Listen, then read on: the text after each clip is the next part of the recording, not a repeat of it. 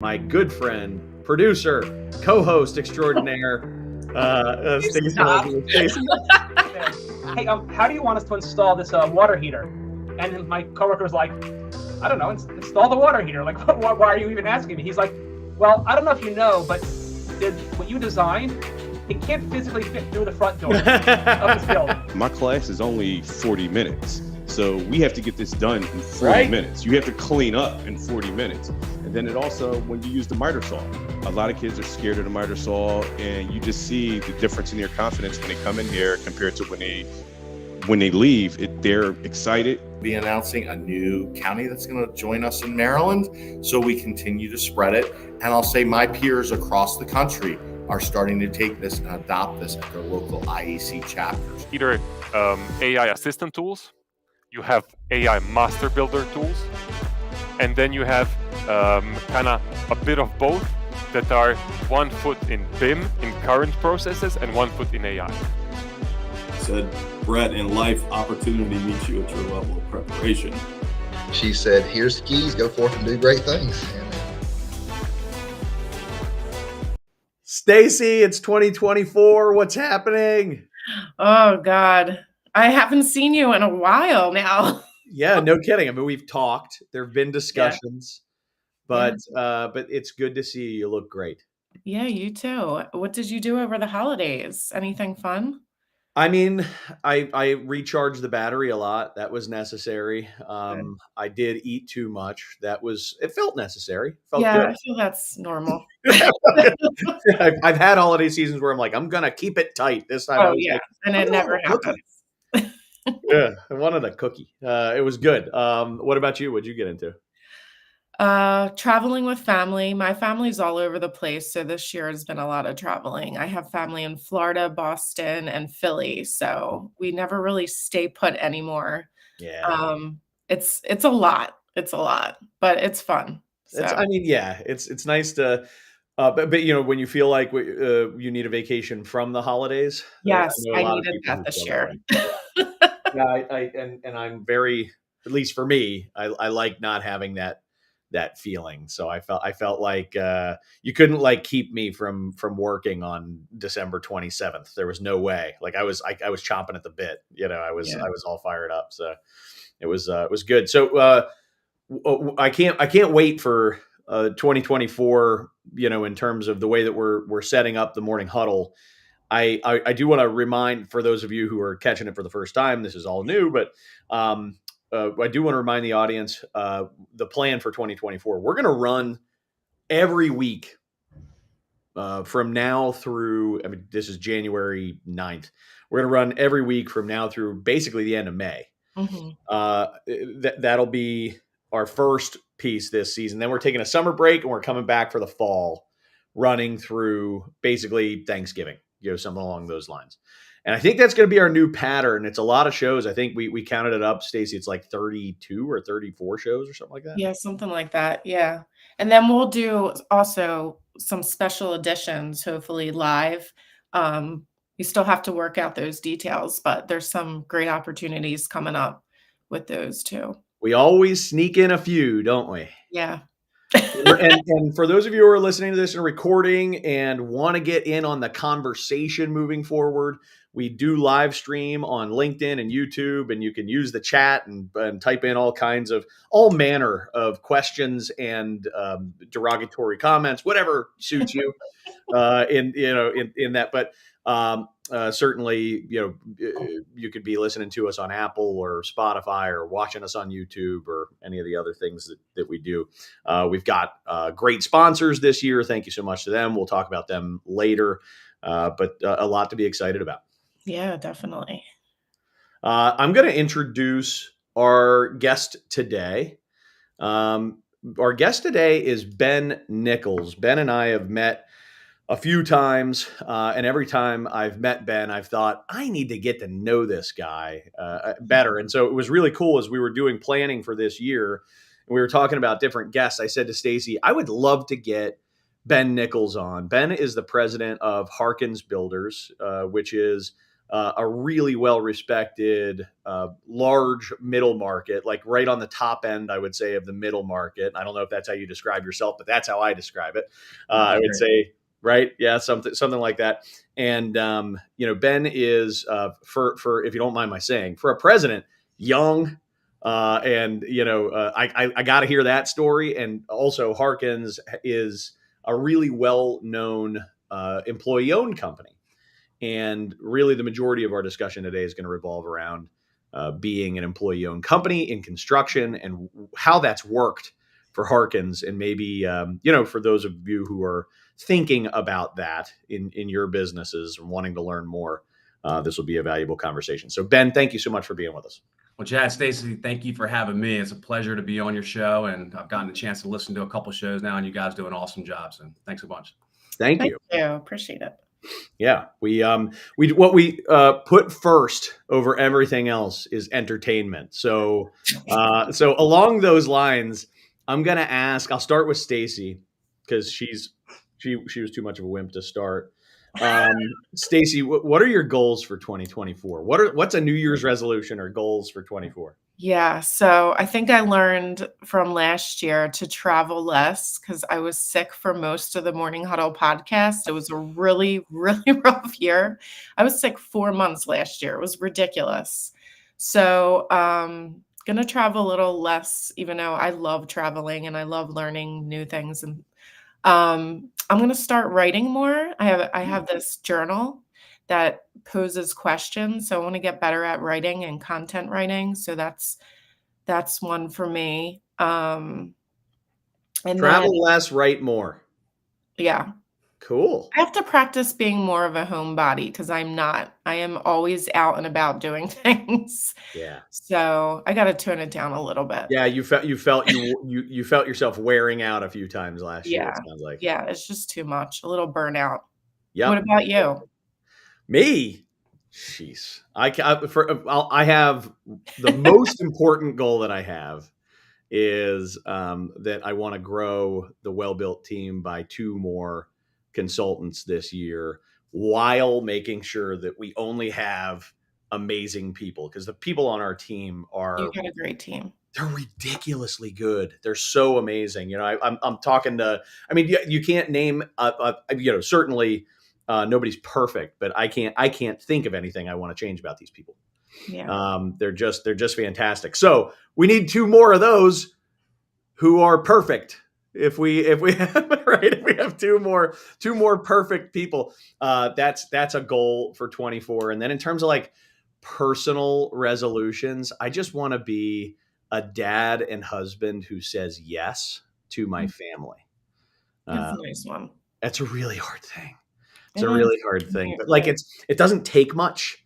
It's just like energy at the end of the day when the kid comes in and it says, "Hey, Dad, can we play such a?" And you're like, yes. When every part of you wants to be like, not tonight, kid. Yeah. So what about you, Ben?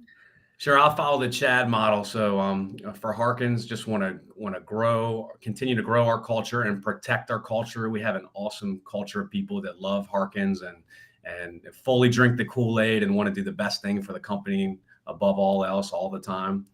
And also protect our reputation. We have an awesome reputation that Chad kind of alluded to with our trade partners, with our clients, and just make sure that you're constantly building those relationships and strengthening the reputation. On the home front, I have 4 kids, 7, 6, 4, and 2 that take a ton of energy. So like Chad saying yes is you got to do it. But more specifically, I want to focus more on one-on-one time, trying to get that one-on-one time with each of those kids, because I can tell that they crave one-on-one time whenever they can get it, and they want it, and they're so different when they're by themselves, when they're with the wolf pack of all 4 kids kind of competing for attention amongst each other. So that's my New Year's resolution, to spend a little more one-on-one time with each of them. It's good. I love it. That's a great. So now that we've all been a little vulnerable and awkward, let's launch in. This is good. Right. Right.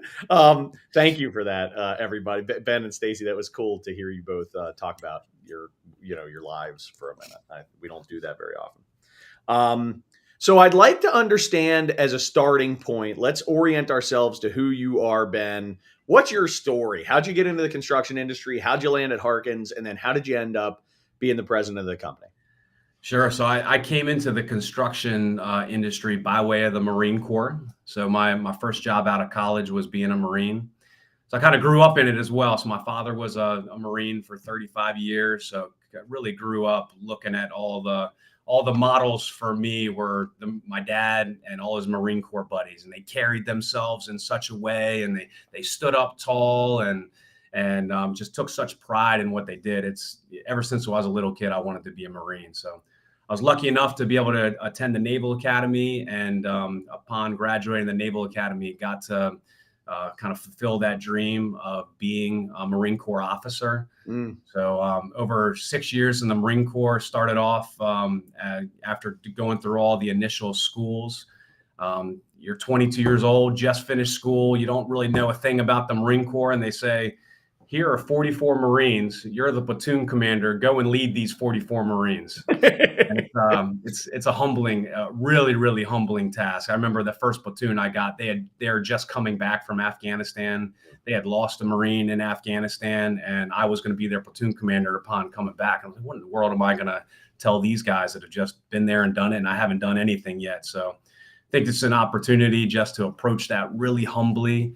And just say, hey, I'm going to be a servant leader and help you guys in any way I can, help you transition from combat operations to being back in on a base in peacetime operations, and do everything I can. And the Marine Corps is smart enough to pair the young officers with a senior enlisted in the Marine Corps, somebody who's been in the Marine Corps 15 or 20 years. And so you have a platoon sergeant and a platoon commander, and it's you guys are really the dynamic duo in leading that platoon and kind of working hand in hand together to lead the platoon. So the platoon sergeant's got all that experience of 15 years in the Marine Corps, and the platoon commander's kind of got the on the officer side is leading the platoon, but it's really a partnership at the top, and it works beautifully. So that's So in the Marine Corps, got to be a platoon commander. I eventually took a platoon of Marines to Afghanistan, did a 6-month training workup before we went over there overseas in 2010 in Marja, Afghanistan, in Helmand Province.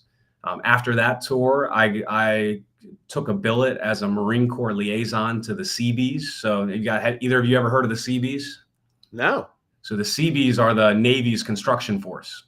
Oh, cool. So if you think back to World War II days when we needed to go in the Pacific Island hopping campaign, building bridges would go in with the Marines, and they'd be building out the base and building out the airfield.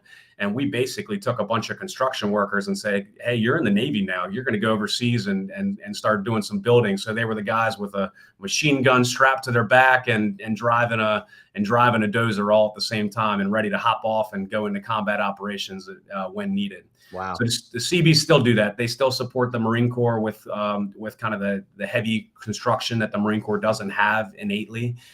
So it was an awesome opportunity to spend 3 years with the Seabees, both building things on base in Port Hueneme, California, which was the home port where I was stationed, but also got to live in Spain for 6 months, got to live in Japan for 6 months, and got to go to the Philippines for 3 months. And we were doing construction operations in all those places. And when we were in Spain and Japan, the Seabees would send small detachments of 15 or 20 Seabees out to the Horn of Africa or Eastern Europe, and we'd be building schoolhouses or building water tanks or building bridges.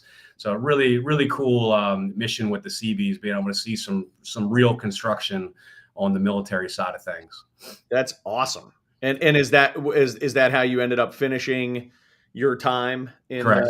I finished my time with the Seabees, and I love my time in the military. But as I was looking at the career trajectory and moving every 3 years, it felt like I kind of did my time and got to serve my country, and wanted to. I was still a single guy at that point in time, but really knew that I want to transition to have a family and kind of be there for my family without having to deploy constantly. And my hat's off to the people that continue to serve and continue to balance family life with military life. It's a really tough thing to do. Yeah, it is. But yeah, so I ended up kind of networking and found a small construction company that I initially started off with and spent 3 years there doing federal construction mostly for the Navy. And then was lucky enough to find Harkins and work in our government contracting arm of Harkins Builders. Harkins is so well known for our multifamily apartment construction. We've actually been doing government construction on military bases. We hold a top secret clearance as a company and have gotten to do a ton of really awesome stuff that directly impacts the nation's national security. So loved my time doing that, and it's been a blessing to be in the construction industry. How long have you been at Harkins? So this is my 8th year at Harkins, which is really young in terms of tenure at Harkins. So I'm lucky to be partnered with a whole bunch of 40-year plus employees that have been here since day one. So it's a place that people come and they stay for decades, and they stay a career. And I'm loving it. I'm just loving my time here. That is awesome. I admire and appreciate your path. And thank you for your years of service. That's really cool. Yeah, sure. thank you. I want to talk about, what, before we get into the ESOP thing, I gotta ask a question. Basically, just if you had one piece of advice, if there's somebody who's and there are lots of people who listen to and watch our show who are, I would say if you're listening to and watching our show, you are in some way, next level committed to your personal growth, to your career, to your interest in the construction industry. Every one of our audience members is not just doing the minimum, if that makes sense. You know what I mean? Like there's other stuff to listen to, like reality TV or, whatever else, to spend your time on, rather than a program like the Morning Huddle that's all about positive change in the construction industry and learning and things like that. So to that audience that has varying degrees, right, of interest in advancement and reaching their own highest personal potential, from somebody who's clearly been on a fast track to executive leadership, if you had one piece of advice for that audience, what would it be if it was their desire to find themselves in a similar situation to you? One, I was just blessed with great timing, and I know that's not in our control. But I would say lean into servant leadership. If you're taking care of the people that you're directly leading, they're going to take care of you, and you're going to build effective teams. And when you build effective teams, you build a good culture. And having a good culture amongst your team that you're in control of in your organization is just a huge advantage. And when you have a good culture, good things tend to happen. I love it. I think so many people wait until they have this mindset of sort of like, when I'm in charge, man, Right. they ought to put me in charge. Let me have a shot. And I couldn't agree with you more that it's like, you are in charge right now of some things. That's right. Crush those things, do an amazing job at those things, build the most effective people around you doing those things. And, hopefully you've landed a place like you did that saw it, recognized it, and said, wait a minute, we should get more of that. And I know you said one thing, but I'll tag on one other thing too. Is always be willing to say, just like you saying yes to your kids when you want to play. There's so many people that want to get to know you in this construction industry. So just saying yes to being willing to meet with people, and be willing to go grab coffee with somebody early morning before work. Be willing to grab lunch with somebody. Go to the happy hours. Just build that network, because it's amazing the people that you meet 3 or 4 years ago that maybe you didn't think, you couldn't see the direct connection for how that is going to be an effective relationship for you. When people are advocates for you and your network is working for you, I think it really helps out to get to know the right people. Making investments in relationships. Mm-hmm. You got it. Spend that half hour grabbing a cup of coffee. It doesn't take much. Spend that half hour on a Zoom call saying hello, introducing yourself to somebody who I love it. I think it's a great philosophy. And I don't have a smooth transition, so I'm just going to transition. But thank you for that, Ben. That was awesome. So when I think about being an employee-owned company, honestly, it's pretty rare. It's not, I don't know what the statistic is. I wish I had that data point, but it's pretty rare to be an employee-owned company, fully employee-owned in particular. There are companies that I know who have pieces of their business where they've created employee stock programs. But ESOP stands for Employee Stock Ownership Program. Harkins has been an ESOP for a couple of decades now. And so they were an ESOP when you joined. And so I'd like to know, maybe just talk a little bit about how it works. What are some of the basics about how an employee stock ownership program works?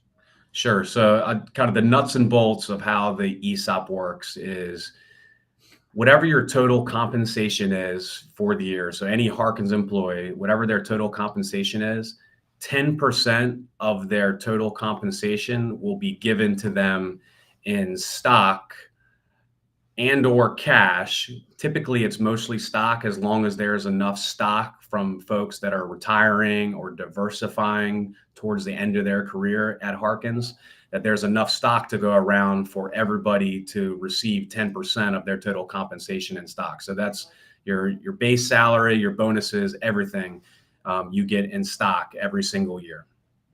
Okay. So Harkins's bottom line at the end of our net profit at the bottom line, the other element that in addition to that 10% that you're getting is there's three places where our bottom line goes. We do some profit sharing, which is outside of the ESOP plan. That's just cash that's going to people. So about a third of our profits might be in profit sharing. A third of our profits might be in retained earnings, where the company needs to continually grow our bottom line. Expand bonding capacity and whatever else have you. Yep. And that other third is really dividends. So depending on how many shares you have is what percentage of that dividend portion that you'll get. So our longer tenured employees that have the most Harkins stock are receiving the most of the dividends every single year at Harkins. So it's a pretty awesome way to really build wealth over time. And as our employee owners gain tenure, their ESOP accounts really go up exponentially in that back half of their career. So once you hit really 10, 15 years and beyond, it really goes up exponentially as you get a greater share of the stock in the company and get a greater share of the dividends. Yeah. And then as the Harkins is valued by a third party firm that comes in and looks at our backlog and looks at how well we're doing with operations, and they value the company every single year, and then creates a stock price, and that stock price grows over time. And that's how all of our employee owners' stock accounts grow. So it's a pretty awesome program. For a new employee, it does take either about a year or a year and a half to get into the program. Right. And then there's also a 6-year vesting period where before that you're fully vested in the program. Yeah, you've got to make a commitment to the company before the company goes through and makes that commitment to you. And I mean, even just from a paperwork standpoint, for that first year and a half, I'd imagine it's like, dude, we're not doing any administrative stuff until we know you're not going to flake. That's right. That just seems reasonable. But okay, and what this does is it creates a massive amount for an individual employee. This creates a retirement. This creates wealth that they're able to use in retirement. I mean, are we talking about substantial dollars by the end of a career? If I come and spend 30 years, is it substantial? Yeah, we've absolutely. It's very, very substantial. Our longer tenured people certainly do not need to worry about retirement when they hit retirement age. And Blaze Cook, who was our second owner, so Tom Harkins founded the company. Blaze Cook, who started as a laborer in the company, worked his way all the way up to CEO, was our second owner. And it was his dream that he did not want his employees to ever have to work again in retirement. He wanted them to put in their years with Harkins and to be set in retirement. And that has proven true time and time again for our employee owners who have retired, who spent a career here. So do they do this instead of a 401k?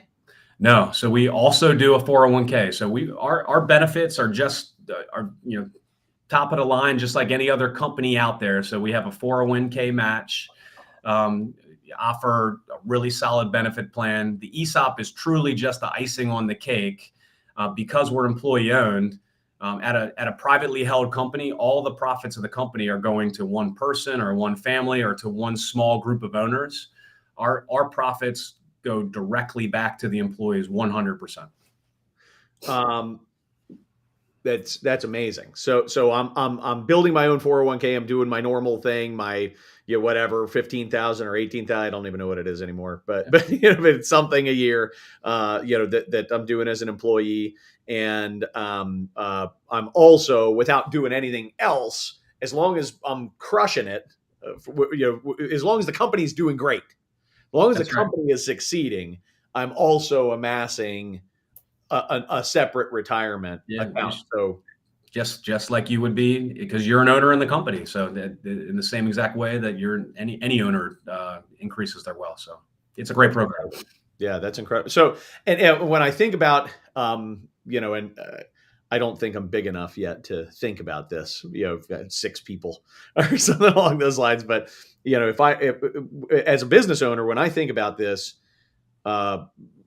plan, I think, okay, well, with our net profits, the government comes and takes about 50% of that, and then whatever's left is what we actually have for net profits that then I can put into 2 places at that point,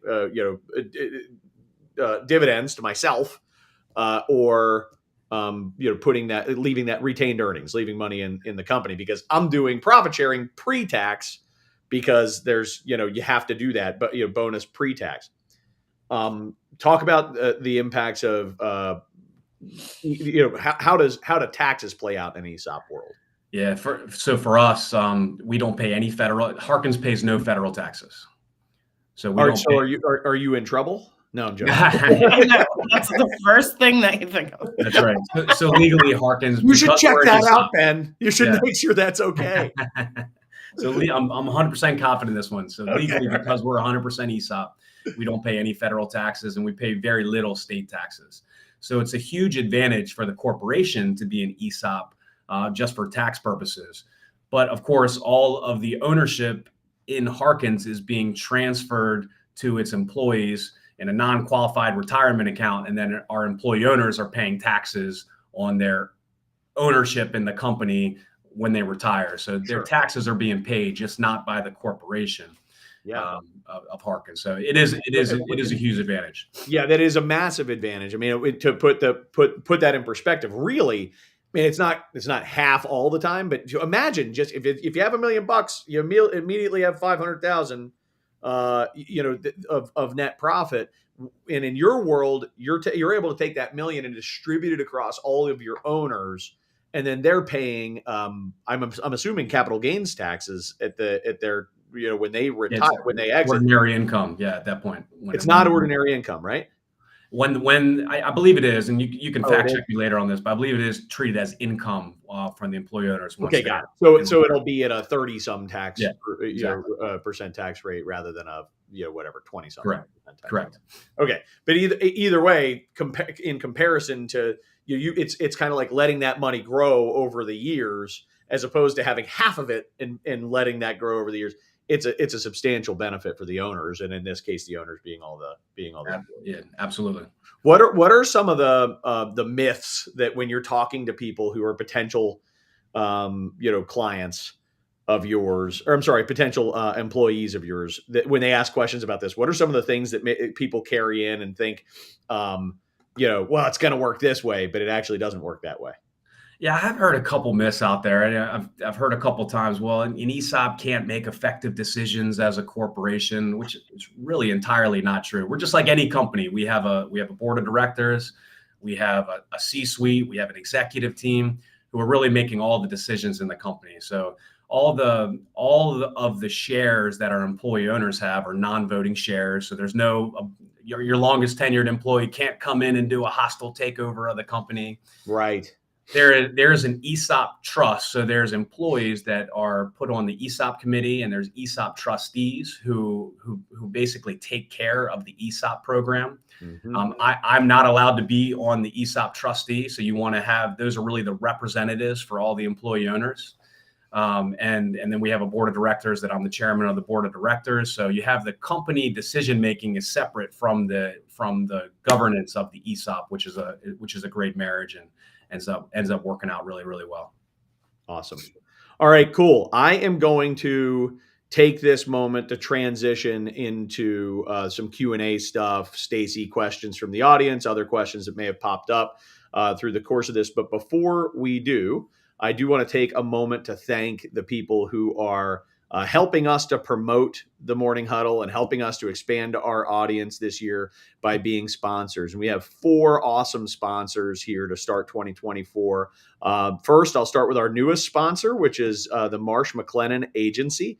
Marsh McLennan Agency is, they are an insurance provider. They do property and casualty insurance. They also do many other offices do employee benefits insurance, and they also are a huge bonding outfit and extremely well respected in the by construction companies in the middle market. That's really the group that they aim to serve. Some of my good friends work there, and as well as Stacy's good friends work there. Great group of people who really do take care of their customers. So. That's Marsh McLennan. Then we have Sandy Spring Bank, another new sponsor. These guys are my bank. They're also, I joke with them all the time and say, hey, with all we do is work with construction companies, right? At Well Built, and all of our, when the checks come in, I would say 50% of the checks at least come in with that Sandy Spring Bank tag on the top. And that tells you something, that they really are a contractor-oriented bank, particularly in our region, and their people treat you like that they're in business with you, which I really have always appreciated that kind of experience. Even as small business myself, and the much larger businesses that I work with have said the same. So great bank. Then we have Lawrence Law. Lawrence Law is a boutique law firm that serves the construction companies. So if you're looking for, great people who are relationship oriented, who are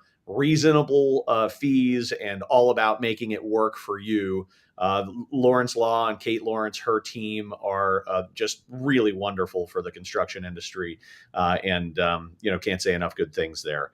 And then lastly, we have Katz Abosch. Katz Abosch is really solid accounting firm that serves, again, these are all professional services groups that have made their businesses largely with the construction companies in the DC metro region. And Katz Abosch is loaded with construction experts, people who can help you to get your whip straight, people who can help you to advise through all kinds of decisions, like should we become an ESOP, and how would that work in our business. So they are a top-notch group of people, and strongly advise you to, if you're looking for an accounting partner, consider Katz Abosch. All right. Yeah. There's some good questions coming your way. Awesome. Hit it, Stacy. Let's go. So a new business owner, how many employees do you need to have to begin to even think that this is an option for them? So I've heard this question a lot, and I've asked people about this. I don't think there is an exact number, and I think it probably depends, on the business itself. Okay. You do want to have a good diversity of employee owners. So you have some less tenured, some middle tenured, and some longer tenured employee owners. That way you get that nice cycle of stock turnover as you have new people entering the company, and as people are getting more shares, you want to make sure there's enough folks that are retiring or diversifying. I have heard like 100 employees, maybe for a general contractor. That might be a good target number for an ESOP, but there's a ton of awesome ESOP consultants out there that could give you a much better answer on your specific business and what would make sense. So if there's people under 100 employees, I would not check it out. Make sure you still check it out and talk to one of those experts in it. Yeah, I do know a couple of businesses under 100 that have gone ESOP. It's worked out really well for them. One observation just along those lines, and I wonder what your reaction to this is, Ben, that I have heard that in terms of limitations, size is not as big of a consideration as debt. So the business wants to have very, very, very little to no debt in order to convert to an ESOP, because the way that works is the owner gets bought out by going to the bank, and the bank pays the owner, and then the employees pay the bank, and all that kind of stuff. I mean, it's more complicated than that, but that's the simple version. So if the company's already carrying a pile of debt, that's really hard to pull off. That makes sense to me. Yeah. Yeah. Another question. So I know a lot of companies offer 401ks, and they have a lot of trouble trying to, especially with a younger audience, to try to explain the benefits and the importance of it. How do you go about doing that when explaining the ESOP? That is tough and can be a challenge. So if you put yourselves back into your 18 or 22-year-old self, you're less worried about that nest egg at the end of your career. So we've done a lot of campaigns, both on social media, videos on our website. Whenever we're going through the recruitment process, we got to spend a lot of time talking about the ESOP. It's been one good strategy is showing an example of ESOP statements over time. Take a middle tenured employee and a longer tenured employee and show that new hire what the ESOP could look like in 10 or 15 years or 30 years. And when you start to think about that and divide it by the number of 30 years, it's real money that's coming to you over time. Of course, you just don't access it until after you leave the company. But it's really important to slow down and really over communicate the benefits of the ESOP. There's also some nice tools out there where you can plug in your base salary, your expected growth in the company, what the expected dividends are, and kind of see what an ESOP will look like for you over time in your career. So we have some of those tools that you can plug into, but definitely want a communication campaign around the ESOP and really take the time to communicate to your employees so that then they can be advocates out when they're out there recruiting new people to the company. Yeah, that all makes sense. What else was I going to say? Chad, did you have anything else? Oh, retention, employee retention. How do you compare to other contractors that don't have a program like this? Yeah, we've been really blessed to have very, very little turnover. So our retention is I consider it top notch in the industry. I think if you go and ask other construction companies how often they're seeing Harkins resumes on the street, it just doesn't happen. So our retention's way up there. I think a huge component of that is the ESOP and the culture that the ESOP builds, because when you're an employee owner and to your left and your right is also an employee owner, it's a huge accountability to be doing the right thing for the company all the time. So where I think you'll find that employee owners are less self-centered and more focused on what's the best decision for the company, what's the best decision for this project. And kind of keeping that mindset going all the time. I know as an ESOP, we're also very transparent as a business. So we make it a point to include all of our 350 employee owners in strategic planning. We do quarterly executive panels where we're really diving down deep into the financials of the company, so everyone really gets a clear picture of the financial picture of the company at any snapshot in time. And I think just running your business as transparently as that just creates a sense of ownership, even beyond being an employee owner, because you're part of how the sausage is made. And I would suggest that no matter what kind of company you are, an ESOP or whatever, being transparent is gonna help build that culture and be the right business decision at the end of the day. Could not agree with you more. Yeah, thank you. I feel like when that transparency gives your people the ability to see the score.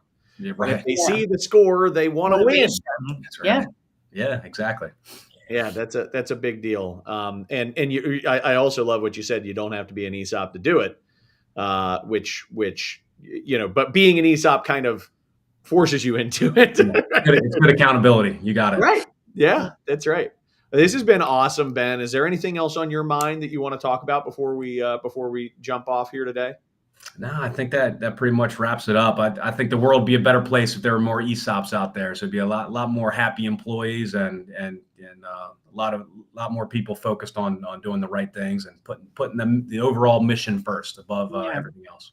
Well, I think there's um, a way of thinking and a way of acting that has clearly been something that you illustrate, that my guess is you would illustrate regardless of whether you were working in an ESOP or not. But I do think that you've clearly found a place that matches your core values, and a place that you can help to grow in alignment with your 2024 goals. So good stuff. Thank you so much for joining us. I look forward to talking to you again sometime soon, and we will invite you back on into the future and hear how you're doing. That sounds great. Thank you guys so much. Absolutely. Thank you. Have a good one. See you then. Stacy, let's do a little housekeeping here before we wrap up. That was fun. I don't know if learned a you lot. I did not know a lot about ESOPs. I never had really that opportunity. So what about you? It's again, it's pretty rare. Very few companies do it. And look, you don't have to be an ESOP to be an incredibly generous and fair and kind company that does awesome things for employees. Certainly, there are lots that do that, but there is something special about, as an employee, actually, going from being an employee to what you heard Ben saying, an employee owner, which is a cool experience, and something that certainly piqued my interest. I'm thinking about our future, and how we grow. So good stuff. Next week we have Scott Arias, who is joining us to talk about construction scheduling. This is going to be all about, it's nuts and bolts, setting up a construction project from the start, and the do's and don'ts when it comes to construction scheduling. That'll be episode 65. That is same time, same place, 9 a.m. Eastern. We stream live on LinkedIn and on YouTube. Please jump in and sign up live if you can. If you can't, all good. You can always check us out on all the other places that we are on, Apple's podcast, Spotify, and of course on YouTube. And I think also Amazon now. We're up on their podcast stream. Stacy, what else should I be mentioning? I think you covered it all. I'll be sending out a recap of today's episode, just key points of different items that we learned. And I guess for next week's episode for construction scheduling, who would you recommend attend that? Project managers, business owners, anyone specifically? So I think everyone up and down the chain in a construction company is going to appreciate and value what they learn from the episode that Scott's going to be on. He'll be just talking about, not just how to do it, but the upstream and downstream effects of kind of doing it wrong, and I think that'll resonate with everyone. From a tangible, takeaway standpoint, I think the project management seat is the seat that will, should be taking notes. How's that? Yeah. Awesome. I also do want to talk about one thing we didn't bring up, but I was sitting here thinking about it. The morninghuddleconstructionshow.com. So we now have a website where we can direct folks to, when it comes to, signing up for the newsletter, making sure that they're, able to easily access all the different places that we stream, emailing Stacy or I about, becoming a guest. We are so fortunate. We've got all of our guests covered through May. But we are looking for guests already into the fall. So please, if you or someone is creating positive change in the construction industry, and you want to be featured here, we'd love to hear from you. Sounds good. All right. Let's call it a day. Thank you, Stacy. Thank you, Ben, again, who I see is still hanging on. He's a great guy. He's waiting. He's like, he's super polite. He's like, I'm going to say, it's so many guests are just like, peace. All right. Well, thank you so much. See you, Stacy. See you next week.